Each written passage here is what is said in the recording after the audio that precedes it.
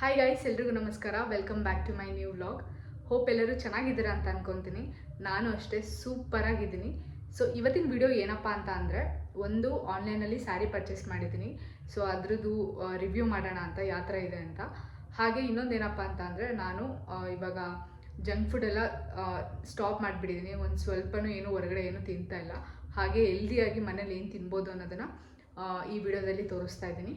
So ನಾನು purchase ಮಾಡಿರೋ ಸ್ಯಾರಿ ಬಂದು ನಿಧು ವಸ್ತ್ರದಿಂದ.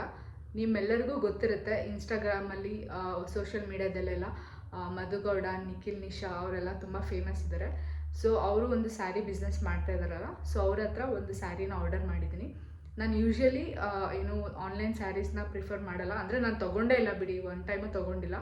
ಫಸ್ಟ್ ಟೈಮ್ ಆರ್ಡರ್ ಮಾಡಿದ್ದೀನಿ. ಯಾವ ರೀತಿ ಇದೆ ಅಂತ ಗೊತ್ತಿಲ್ಲ. ನನಗೆ ಸ್ಯಾರೀಸ್ ಅಂದರೆ ಸಿಕ್ಕಾಪಟ್ಟೆ ಇಷ್ಟ. ಮಾಡ್ರನ್ಗಿಂತನೂ ಜಾಸ್ತಿ ಸ್ಯಾರೀಸ್ನ ಇಷ್ಟಪಡ್ತೀನಿ. ಸೊ ಹಾಗಾಗಿ ತುಂಬ ಸ್ಯಾರೀಸ್ಗಳನ್ನ ನಾನು ಇತ್ತೀಚೆಗೆ ಬೈ ಮಾಡ್ತಾ ಇದ್ದೀನಿ. ಬಟ್ ಆದರೆ ಆನ್ಲೈನಲ್ಲಿ ಇದೇ ಫಸ್ಟ್ ಟೈಮ್ ನಾನು ಆರ್ಡರ್ ಮಾಡಿರೋದು. ಅವರು ನವಂಬರಲ್ಲೋ ಡಿಸೆಂಬರಲ್ಲೋ ಯಾವುದೋ ಒಂದು ಫಂಕ್ಷನ್ಗೆ ಅವರೊಂದು ಸ್ಯಾರಿ ಹಾಕಿದ್ರು. ಅದು ವಿಡಿಯೋ ತುಂಬ ವೈರಲ್ ಆಗಿತ್ತು. ಸೊ ಹಾಗಾಗಿ ನೋಡೋಣ, ಒನ್ ಟೈಮ್ ಆರ್ಡರ್ ಮಾಡೋಣ ಯಾವ ಥರ ಬರುತ್ತೆ ಅಂತ. ಫಸ್ಟ್ ಟೈಮ್ ಲೈಫಲ್ಲಿ ಸ್ಯಾರಿ ಆರ್ಡರ್ ಮಾಡ್ತಿರೋದು ಅಂದರೆ ಆನ್ಲೈನಲ್ಲಿ. ಸೊ ನಿಮಗೆ ತೋರಿಸ್ತೀನಿ ಯಾವ ಸ್ಯಾರಿ ಅಂತ.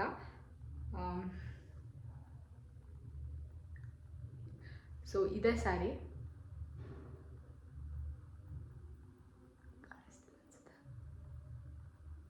ಸೊ ಈ ಸ್ಯಾರಿನ ಅವರು ಯಾವುದೋ ಫಂಕ್ಷನಲ್ಲಿ ಹಾಕಿದ್ರು. ಅದು ನೋಡಿ ಸಿಕ್ಕಾಪಟ್ಟೆ ಇಷ್ಟ ಆಗಿತ್ತು. ಹಾಗಾಗಿ ಓಕೆ, ನಾವು ಒಂದು ಆರ್ಡರ್ ಮಾಡೋಣ, ನೋಡೋಣ ಹೇಗೆ ಕಾಣಿಸುತ್ತೆ ಅಂತ ಆರ್ಡರ್ ಮಾಡಿದ್ದೀನಿ. ನಾನು ಆರ್ಡರ್ ಮಾಡಿದ್ದು ಡಿಸೆಂಬರಲ್ಲಿ ಆರ್ಡರ್ ಮಾಡಿದೆ ಅವ್ರು ಹಾಕಿದ ತಕ್ಷಣ. ಬಟ್ ಆದರೆ ನನಗೆ ಇವಾಗ ಸಿಗ್ತಾ ಇರೋದಂದರೆ ಜಾನ್ವರಿ ಫಸ್ಟ್ ವೀಕಲ್ಲಿ ನನಗೆ ಸಿಗ್ತಾ ಇದೆ. ಇನ್ನು ಆರ್ಡರ್ ಮಾಡಿ 1 ವೀಕಲ್ಲೇ 2-3 ಡೇಸಲ್ಲೇ ಡೆಲಿವರಿ ಆಗುತ್ತೆ ಅಂತ ಮೆಸೇಜ್ ಬಂದಿತ್ತು. ಬಟ್ 1 ವೀಕ್ ಆದರೂ ಡೆಲಿವರಿ ಬಂದಿರಲಿಲ್ಲ. ನಾನು ಓಕೆ ಅವ್ರ ಹತ್ರನೇ ಚೆಕ್ ಮಾಡಿದೆ ಯಾಕೆ ಇನ್ನೂ ಡೆಲಿವರಿ ಆಗಿಲ್ಲ ಅಂತ. ಸೊ ಅವ್ರು ಹೇಳಿದ್ರು ಇನ್ನೂ ಔಟ್ ಆಫ್ ಸ್ಟಾಕ್ ಆಗಿದೆ, ಸೊ ಇನ್ನು ನೆಕ್ಸ್ಟ್ ಬಂದಾಗ ಡಿಸ್ಪ್ಯಾಚ್ ಮಾಡ್ತೀವಿ ಅಂತ ಹೇಳಿದ್ರು. ಸೊ ಹಾಗಾಗಿ ವೆಯ್ಟ್ ಮಾಡಿದೆ. ಮತ್ತು ಸೆಕೆಂಡ್ ವೀಕಲ್ಲೂ ಹಾಗೆ ಕೇಳಿದೆ, ಅವರು ಇನ್ನೂ ಬಂದಿಲ್ಲ, ಕಳಿಸ್ತೀವಿ ಅಂತಲೇ ಹೇಳಿದ್ರು. ಬಟ್ ಕಮ್ಯುನಿಕೇಟ್ ಮಾಡ್ತಾಯಿದ್ರು, ಅಂದರೆ ನಾನು ಕೇಳ್ತಾ ಇದ್ದೆ ಅವ್ರಿಗೆ ಯಾವಾಗ ಬರುತ್ತೆ ಅಂತ. ನನಗೆ ಮಧ್ಯದಲ್ಲಿ ಒಂದ್ಸತಿ ಟೆನ್ಷನ್ ಆಗೋಯ್ತು, ಇದೇನಪ್ಪ ಇದು ಸೀರೆನೇ ಬಂದಿಲ್ಲ 1 ಮಂತ್ ಆದ್ರೂ ಅಂತ ಅಂದ್ಕೊಂಡು. ಆ ಸ್ಯಾರಿ ಅಂದರೆ ಆ ಸ್ಯಾರಿದು ಕಮೆಂಟ್ಸ್ ಎಲ್ಲ ನೋಡಿದಾಗ ಸುಮಾರು ಜನ ಒಂಥರ ನೆಗೆಟಿವ್ ಆಗಿ ಕಮೆಂಟ್ ಹಾಕಿದ್ರು. ನನಗೊಂಥರ ಇನ್ನೂ ಸ್ಯಾರಿ ಬೇರೆ ನನಗೂ ಸಿಕ್ಕಿರ್ಲಿಲ್ವಲ್ಲ, ಬರುತ್ತೋ ಇಲ್ವೋ ಅನ್ನೋ ಡೌಟ್ ಬೇರೆ ಇತ್ತು. ಬಟ್ ಆದರೆ ನನ್ನ ಸ್ಯಾರಿ ಡೆಲಿವರಿ ಆಯಿತು. ನೆಗೆಟಿವ್ ಆಗಿ ಏನೂ ಹೇಳ್ತಾ ಇಲ್ಲ, ಯಾಕಂದರೆ 1 ಮಂತ್ ಮೇಲಾದರೂ ಸ್ಯಾರಿ ಬಂದಿಲ್ಲ ಅಂದರೆ ಈ ಥರ ಎಲ್ಲ ಮನಸ್ಸಲ್ಲಿ ಬರೋದು ಸಹಜ. ಸೊ ಹಾಗಾಗಿ ಹೇಳಿದ್ದಷ್ಟೇ. ಕೆಲವೊಬ್ಬರೆಲ್ಲ ನೆಗೆಟಿವ್ ಆಗಿ ಕಮೆಂಟ್ಸ್ ಹಾಕ್ತಾರಲ್ಲ, ಸೊ ಅದನ್ನ ನೋಡಿ ನಾನು ಮೈಂಡಲ್ಲಿ ಹಂಗೆ ಅಂದ್ಕೊಂಬಿಟ್ಟಿದ್ದೆ. ಬಟ್ ಆದರೆ ಆ ಥರ ಎಲ್ಲ ಏನೂ ಇಲ್ಲ. ಹಾಗೆ ಅವ್ರು ಕಳಿಸಿದ DTDCಯಿಂದ ನಾನು ಇದು ಸ್ಯಾರಿದು ಒಂದು ಕಡೆ ಆದರೆ ಇನ್ನು ಡೆಲಿವರಿದು ಇನ್ನೊಂದು ಥರ ಆಯಿತು. DTDC ಕಳಿಸಿದ್ದಾರೆ. DTDCಯಿಂದ ಬೆಳಗ್ಗೆ ಕಾಲ್ ಬಂತು, ಅಂದರೆ ಔಟ್ ಆಫ್ ಡೆಲಿವರಿ ಅಂತ ಬೆಳಗ್ಗೆ ಮೆಸೇಜ್ ಬಂತು. ಆಮೇಲೆ ನೋಡಿದ್ರೆ ಮಧ್ಯಾಹ್ನ ಕಾಲ್ ಮಾಡಿಬಿಟ್ಟು ಬಂದು ಇಲ್ಲೇ ಇಸ್ಕೊಳ್ಳಿ, ಅಂದರೆ ಆಫೀಸಿಗೆ ಬಂದು ಇಸ್ಕೊಳ್ಳಿ, ನಿಮ್ಮ ಮನೆ ಹತ್ರ ಡೆಲಿವರಿ ಇಲ್ಲ ಅಂತ ಹೇಳಿದ್ರು. ಪ್ರತಿಯೊಂದು ಮನೆ ಹತ್ರ ಸ್ವಿಗ್ಗಿ ಆಗಿರ್ಬೋದು, ಝೊಮ್ಯಾಟೊ ಆಗಿರ್ಬೋದು, ಮತ್ತು ಅಮೆಝಾನು, ಬ್ಲೂ ಡಾಟು, ಮತ್ತು ಪ್ರೈವೇಟ್ ಏನೇನು ವೆಬ್ಸೈಟ್ಸ್ ಇದೆ ಅದರಲ್ಲಿ ಏನಾದರೂ ಆರ್ಡರ್ ಮಾಡಿದ್ರೆ ಮನೆ ಹತ್ರನೇ ತೊಗೊಬಂದು ಕೊಡ್ತಾರೆ. ಗೊತ್ತಿಲ್ಲ DTDC ಅವ್ರು ಯಾಕೆ ಈ ಥರ ಮಾಡ್ತಿದ್ದಾರೆ ಅಂತ. ಇದು ನನಗೆ ಇದು 3rd ಟೈಮ್ ನನಗೆ ಇದೇ ರೀತಿ ಇಶ್ಯೂ ಆಗ್ತಾ ಇರೋದು. 2 ಟೈಮ್ ನಾನು ವೇಕ್ಫಿಟ್ಟಿಂದ ಮ್ಯಾಟ್ರೆಸ್ ಆರ್ಡ್ರ್ ಮಾಡಿದ್ದೆ, ಅದು ಅಷ್ಟೇ DTDCಗೆ ಬಂತು. ಅಲ್ಲಿಂದ ಫೋನ್ ಮಾಡಿ ನೀವಿರೋ ಜಾಗದಕ್ಕೆ ಡೆಲಿವರಿ ಇಲ್ಲ, ಇಲ್ಲೇ ಬಂದು ತೊಗೊಂಡೋಗಿ ಅಂತ ಅಂದರು. ಆವಾಗ ನನಗೆ ಬೆಡ್ ಅರ್ಜೆಂಟ್ ಇತ್ತು. ಸೊ ಹಾಗಾಗಿ ಹೋಗಿ ತರಿಸ್ಕೊಂಡು ಬಂದೆ. ಇವತ್ತು ಅಷ್ಟೇ ಕಾಲ್ ಮಾಡಿಬಿಟ್ಟು ಬಂದು ಇಲ್ಲೇ ಕಲೆಕ್ಟ್ ಮಾಡಿ ಅಂತ ಹೇಳಿದ್ರು. ನಾನು ಅಂದ್ಕೊಂಡಿದ್ದೆ ಇಷ್ಟು ದಿನ ಓಕೆ, ಅದು ಮ್ಯಾಟ್ರೆಸ್ ಎಲ್ಲ ದೊಡ್ಡ ಐಟಮ್ ಅಲ್ವಾ, ಸೊ ಅದಕ್ಕೆ ಹಂಗೆ ಹೇಳ್ತಿದ್ದಾರೆ. ಇದು ಸ್ಯಾರಿ ಬಂದು ಡೆಲಿವರಿ ಮಾಡ್ತಾರೆ ಅಂತ ಅಂದ್ಕೊಂಡ್ರೆ ಕಾಲ್ ಮಾಡಿ ಹೇಳಿದ್ರು ಇಲ್ಲ, ನೀವೇ ಬಂದು ತೊಗೊಂಡೋಗ್ಬೇಕು ಅಂತ. ನನಗೆ ಸಿಟ್ಟು ಬಂತು. ಆಮೇಲೆ ನಾನು ಟೋಲ್ ಫ್ರೀ ನಂಬರ್ DTDC ಬರುತ್ತಲ್ಲ, ಅವ್ರಿಗೆ ಕಾಲ್ ಮಾಡಿ ಕಂಪ್ಲೇಂಟ್ ಕೂಡ ರಿಜಿಸ್ಟರ್ ಮಾಡಿದೆ. ಆಮೇಲೆ ಅವರು ಹೇಳ್ತಿದ್ದಾರೆ ಎಲ್ಲ ಚೆಕ್ ಮಾಡಿ, ಇಲ್ಲ ಇದು ನಿಮಗೆ ಡೋರ್ ಟು ಡೋರ್ ಸ್ಟೆಪ್ ಡೆಲಿವರಿನೇ ಇದೆ, ಯಾಕೆ ಈ ಥರ ಹೇಳಿದ್ರು ಅಂತ ಗೊತ್ತಿಲ್ಲ ಅಂತ ಹೇಳಿದ್ರು. ಸರಿ ಆಯಿತು, ಕಂಪ್ಲೇಂಟ್ ರಿಜಿಸ್ಟರ್ ಮಾಡಿ ಅಂತ ಹೇಳಿದೆ. ಸೊ ಅದು 24 ಅವರ್ಸಿಂದ 48 ಅವರ್ಸ್ ಒಳಗಡೆ ಏನು ಇತ್ತು ಅಂತ ಹೇಳ್ತೀವಿ ಅಂತ ಅಂದರು. ಬಟ್ ಆದರೆ ನನಗೆ ಅಷ್ಟು ವೆಯ್ಟ್ ಮಾಡೋವಷ್ಟು ತಾಳ್ಮೆ ಇರಲಿಲ್ಲ. ಫಸ್ಟು ಯಾವಾಗ ಸೀರೆ ಬರುತ್ತೋ ಅಂತ ಕಾಯ್ತಾ ಇದ್ದೆ. ಹಾಗಾಗಿ ಹೋಗಿ ನಾನೇ ಕಲೆಕ್ಟ್ ಮಾಡ್ಕೊಂಡು ಬಂದೆ. ಸೊ ನನಗೂ ಯಾವುದೋ ಒಂದು ಇನ್ಸ್ಟಾಗ್ರಾಮಲ್ಲಿ ರೀಲ್ ನೋಡಿದ್ದೆ, ಈ ಥರ ಡೆಲಿವರಿ ಅವರು ಡೋರ್ ಸ್ಟೆಪ್ ಡೆಲಿವರಿ ಇದ್ದರೂ ಈ ಥರ ಬಂದಿಲ್ಲ ಅಂದರೆ ಕಂಪ್ಲೇಂಟ್ ಮಾಡಿ ಅಂತ ಹೇಳಿದರು. ಸೊ ಹಾಗಾಗಿ ಕಂಪ್ಲೇಂಟ್ ಮಾಡಿದ್ದೀನಿ. ನಿಮಗೂ ಇದೇ ರೀತಿ ಏನಾದರೂ ಎಕ್ಸ್ಪೀರಿಯೆನ್ಸ್ ಆಯಿತು ಅಂದರೆ ದಯವಿಟ್ಟು ಕಂಪ್ಲೇಂಟ್ ಮಾಡಿ. ಯಾಕಂದರೆ ಅವರು ಅಲ್ಲಿ ನಮಗೆ ನಾವು ಹೋಗಿ ತೊಗೊಂಡು ಬಂದರೂ ಡೆಲಿವರಿ ಆಗಿದೆ ಅಂತ ತೋರಿಸ್ತಾರೆ.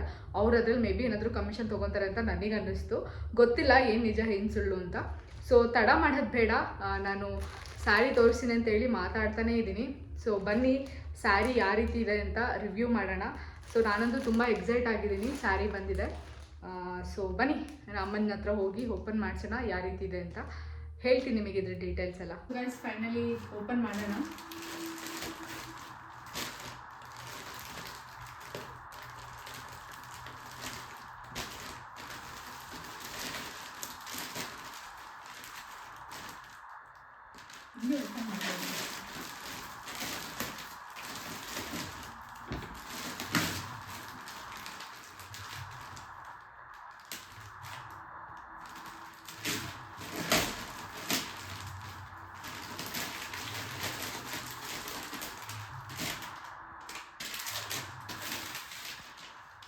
ಸ್ಯಾರಿ ಬಂದಿದೆ, ಚೆನ್ನಾಗಿದೆ. Wow, same. ಸೊ ಇಲ್ಲಿ ನೋಡಿ ಹತ್ರದಿಂದ ತೋರಿಸಿಂಗೆ.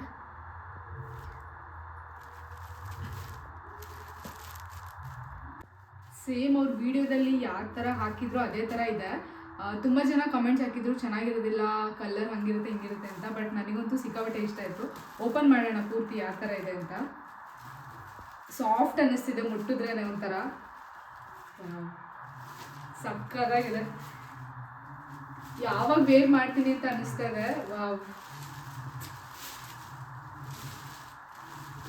ಇಲ್ಲಿ ನೋಡಿ ಸಕ್ಕತ್ತಾಗಿದೆ.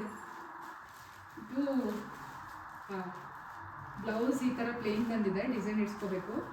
ಇದು ಬಂದ್ಬಿಟ್ಟು ಸೆರಗು. ಇದಕ್ಕೆ ನಾನು 2599 ಅಂದರೆ 2600 700 ನೆನಪಿಲ್ಲ, ಬಟ್ ಅಷ್ಟಲ್ಲೇ ಕೊಟ್ಟಿರೋದು. ಬರ್ತಿದೆ ಪ್ರೈಸು. ತುಂಬ ಮೆತ್ತಗೆ ಅನಿಸ್ತಾ ಇದೆ. ಸೇಮ್ ಅವ್ರ ವಿಡಿಯೋದಲ್ಲಿ ಯಾವ ರೀತಿ ಹಾಕಿದ್ದಾರೆ ಅದೇ ರೀತಿ ಇದೆ. ಇಷ್ಟು ದಿನ ವೆಯ್ಟ್ ಮಾಡಿದ್ದಕ್ಕೂ ಒಳ್ಳೆ ಸೀರೆ ಸಿಕ್ತು ಅಂತ ಹೇಳ್ಬೋದು. ಇದು ನೋಡಿ, ಇದು ಸೆರಗು ಬಂದಿರೋದು.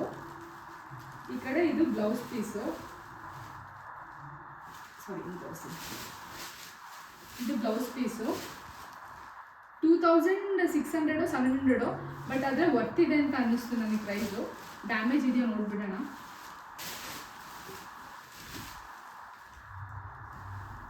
ಯಾವಾಗ ಉಡ್ತೀನಿ ಅಂತ ಅನ್ನಿಸ್ತಾ ಇದೆ ನನಗೆ. ಈ ಕಲರ್ ಮೊದಲೇ ಸಿಕ್ಕಾಪಟ್ಟೆ ಇಷ್ಟ, ಬಟ್ ಅದೇ ಥರ ಸೇಮ್ ಟು ಸೇಮ್ ಅವ್ರು ಏನು ತೋರಿಸಿದ್ದಾರೆ ಅದೇ ಥರನೇ ಬಂದಿದೆ. ಚೆನ್ನಾಗಿದೆ. ಇದು ನೋಡಿ ಸೆರಗು, ಈ ಕಡೆ ಬ್ಲೌಸ್ ಪೀಸು. ಕಾಂಟ್ ವೆಯ್ಟ್ ಯಾವಾಗ ವೇರ್ ಮಾಡ್ತೀನಿ ಅಂತ.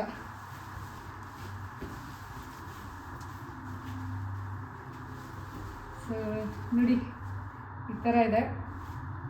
ಬ್ಲೌಸ್ ಅಷ್ಟೇ ಚೆನ್ನಾಗಿ ಹೊಲಿಸ್ಬೇಕು. ಚೆನ್ನಾಗಿದೆ ಚೆನ್ನಾಗಿದೆ, ಅಲ್ಲ? ಇದೊಂಥರ ಫುಲ್ಲು ಕಾಫಿ ಕಲರೇ ಇದೆ, ಬ್ರೌನು ಒಂಥರ ಮರೂನ್ ಬರೋದಿಲ್ಲ. ಇದು ಸೇಮ್ ಅವ್ರು ಹುಟ್ಟಿರೋ ಥರನೇ ಇದೆ. ಇಷ್ಟು ದಿನ ವೆಯ್ಟ್ ಮಾಡ್ತಿದ್ದಕ್ಕೂ ಒಳ್ಳೆ ಸರಿ ಬಂದಲ್ಲ ಮಮ್ಮಿ. ಫಸ್ಟ್ ಟೈಮು ಅಂದರೆ ಆನ್ಲೈನಲ್ಲಿ ನನಗೆ ಅಂದರೆ ಫಸ್ಟ್ ಟೈಮ್ ಆರ್ಡರ್ ಮಾಡಿರೋದು. ಈ ಥರ ಇಷ್ಟು ಚೆನ್ನಾಗಿರೋ ಕ್ವಾಲಿಟಿದು ಬಂದಿರೋದು. ಮೆತ್ತಗಿದೆ ಅಲ್ಲ? ಸೊ ಹಾಂ ಅಲ್ವಾ?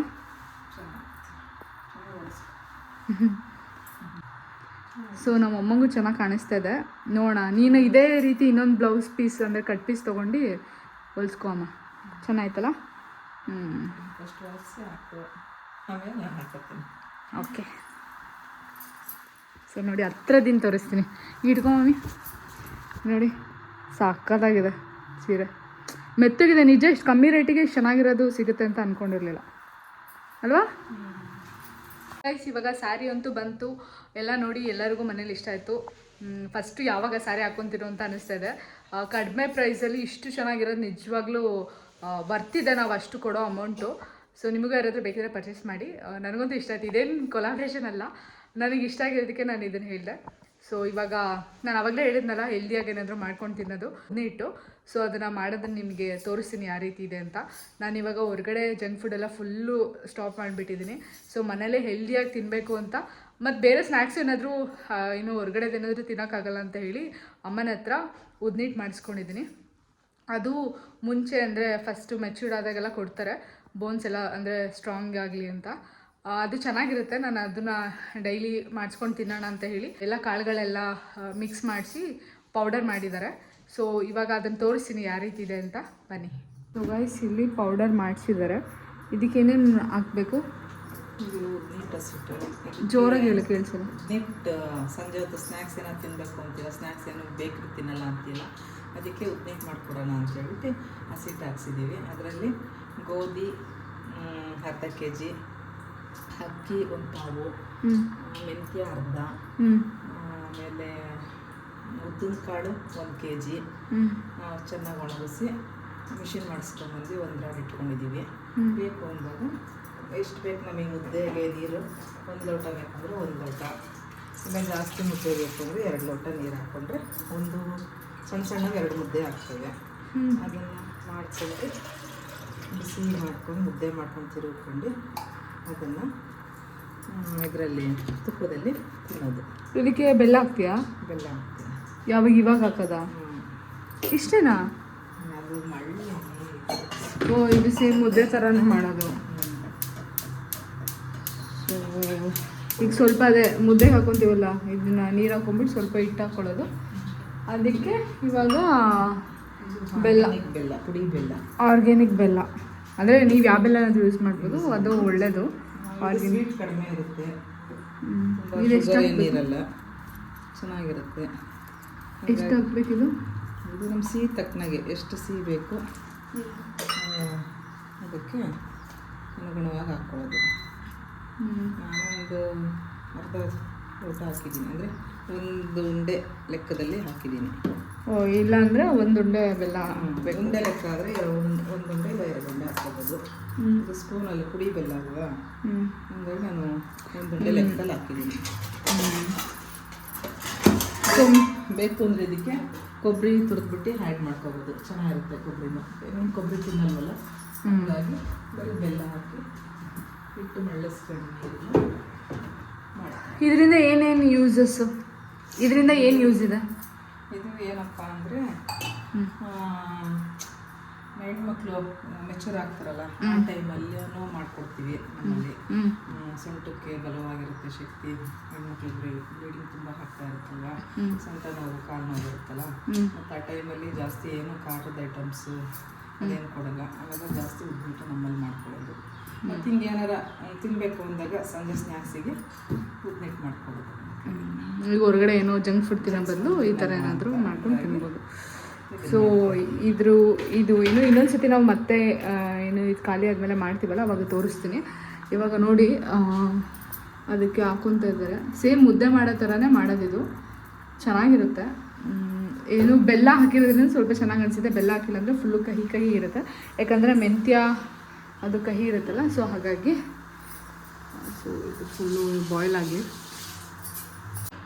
ಅದೇನದು ಹಿಟ್ಟು ಅಲ್ಲ ಅದು ಬೆಲ್ಲ, ಇದು ರೌಂಡ್ ಆಗ್ತಿದೆಯಲ್ಲ, ಅದನ್ನು ಇದು ಮಾಡ್ಕೋಬೇಕಲ್ವಾ, ಅದು ಗಂಟಾಗುತ್ತೆ. ಗಂಟು ಹೊಡಿತೀವಿ.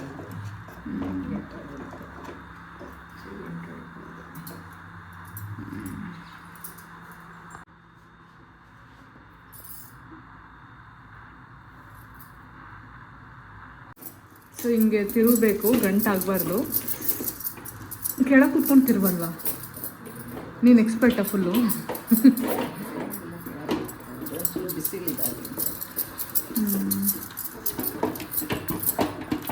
ಅದು ಗಂಟೆಲ್ಲ ಫುಲ್ಲು ತೆಗಿಬೇಕು.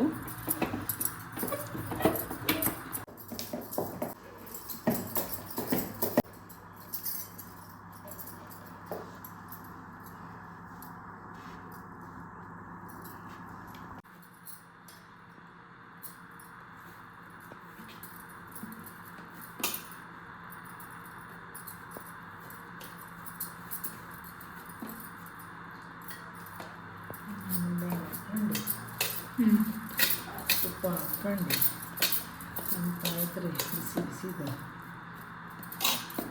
ಹಂಗೆ. ಮಂಡ್ಯದ ಕಡೆ ಎಲ್ಲ ಸಾಂಬಾರಲ್ಲಿ ತಿಂತಾರೆ, ಉಪ್ಸಾರಲ್ಲಿ. ಇದನ್ನು ಉಪ್ಸಾರು, ಸೊಪ್ಪಿನ ಸಾರು ತಿಂತಾರೆ ಅವ್ರ ಕಡೆ ಎಲ್ಲ.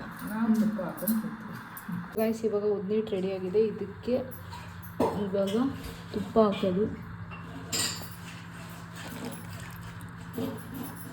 ತುಪ್ಪ ಹಚ್ಕೊಂಡು ತಿಂದರೆ ಸಖತ್ತಾಗಿರುತ್ತೆ.